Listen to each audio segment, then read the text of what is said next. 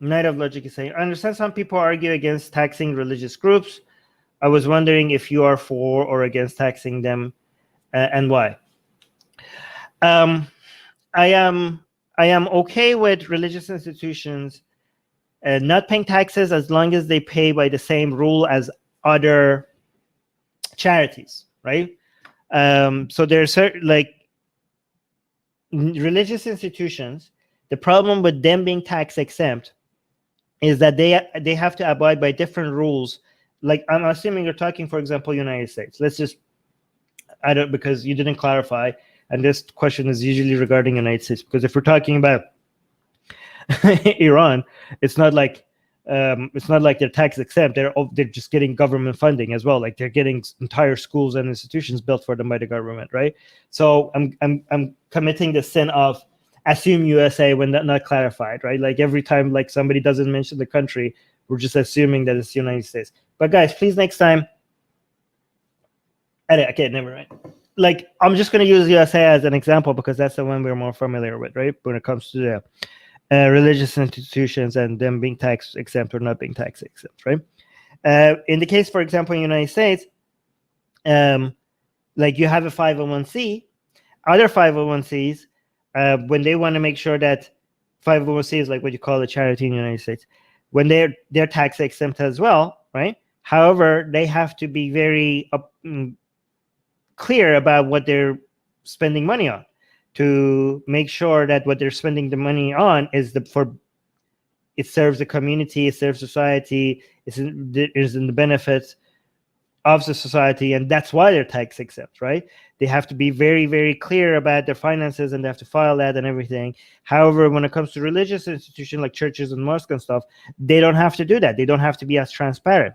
Also, when it comes to what activities are accepted as charity, when it comes to non-religious organizations, they have to do some sort of education, or I don't know, like help the needy, or either help like people that are disabled, something, right?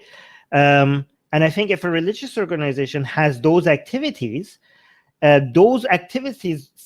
could be filed under a charity and have the tax exempt status, as long as they play by the same rule, which they don't. Right now they get like this religious privilege that they don't have to play by the same rule. But I don't think there are other activities which is basically just religious activities that in the United States, for example, is tax exempt as a charity. But like religious, like for example, if you go teach people about Jesus and you have like sermons and you have like promoting your religion, like what? Like no other charity, like this does not, other charities, this kind of activity will not be categorized as charitable activity that could be tax exempt, right? If you're actually doing charitable work, then okay, if you're a religious institution and you're doing charitable work, that charitable activity could be filed under a 501c, and that could be tax exempt as long as you're playing by the same rule. But just like religious activity just by itself, you should not be able to file that under a charitable organization and just make it tax exempt, right? It's just not fair, right? So so as long as they're playing by the same rules as other people, which they don't right now, I think it's okay for them to be tax exempt. Because we want to take religious privilege away. We don't want to like use religion as a way to like, it's not in the government's business to tell people like you don't get charitable exemption because you're religious, right? No, I think it should just be a fit, like equal. We want to take religious privileges away. We don't want to like add religious discrimination, right? We want everybody to be playing by the same rules.